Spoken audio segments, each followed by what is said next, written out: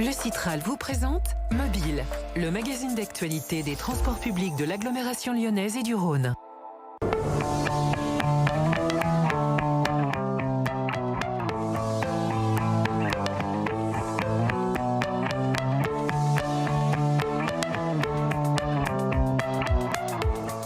Voici le premier trolleybus 100% électrique du Citral.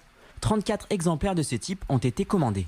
Quand il est connecté à la ligne RN de contact, donc c'est la caténaire qui est présent à 6 mètres de hauteur, ça lui permet à la fois de charger sa batterie et la batterie est en capacité d'alimenter les deux moteurs électriques. Concernant l'habitacle, le véhicule est plus spacieux que l'ancienne génération. Les usagers auront davantage d'espace en largeur, tandis qu'à l'arrière, le retrait du moteur diesel et de son coffre technique ont permis de gagner plusieurs centimètres et d'installer une grande baie vitrée. On a des boutons rétro-éclairés. Quand l'arrêt est demandé, le bouton va rester éclairé pour donner l'information aux voyageurs. Ensuite, on a ici un écran élargi, des nouveaux systèmes d'information aux voyageurs qui vont être le standard et équiper progressivement tous les bus neufs qui arrivent sur le réseau. Et on aura aussi, s'il y a des déviations des arrêts qui ne sont pas desservis, ces informations apparaîtront désormais sur cet écran. Les premiers véhicules seront déployés sur le réseau au cours du printemps sur le linéaire C13, avant que d'autres n'arrivent sur la ligne C11.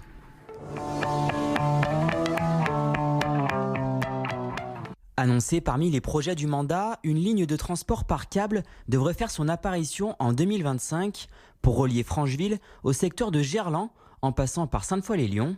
Un mode de déplacement totalement inconnu des Lyonnais et qui suscite forcément des questionnements. Pour tirer au clair certaines réalités pratiques, nous avons interrogé Jean-Michel Latte, président de Tisséo, l'équivalent du Citral à Toulouse, où un téléphérique urbain doit être mis en service cette année.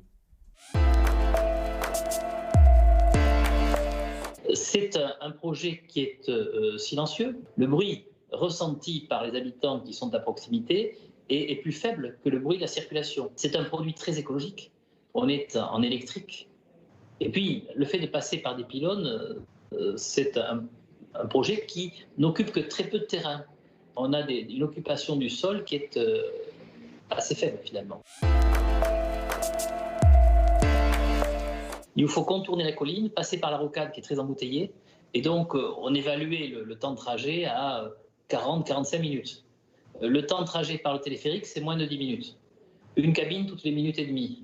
Et donc, on a fait ce choix avec une souplesse de mise en place que l'on trouve rarement dans d'autres modes de transport. Les gens qui ont des habitations à proximité ont été parfois inquiets, mais on a tout traité à l'amiable. On n'a pas eu un seul contentieux sur ce dispositif-là. Le sentiment qu'on a aujourd'hui, c'est qu'il y a une attente et que les Toulousains sont déjà assez fiers de ce qui va être un bel outil de transport.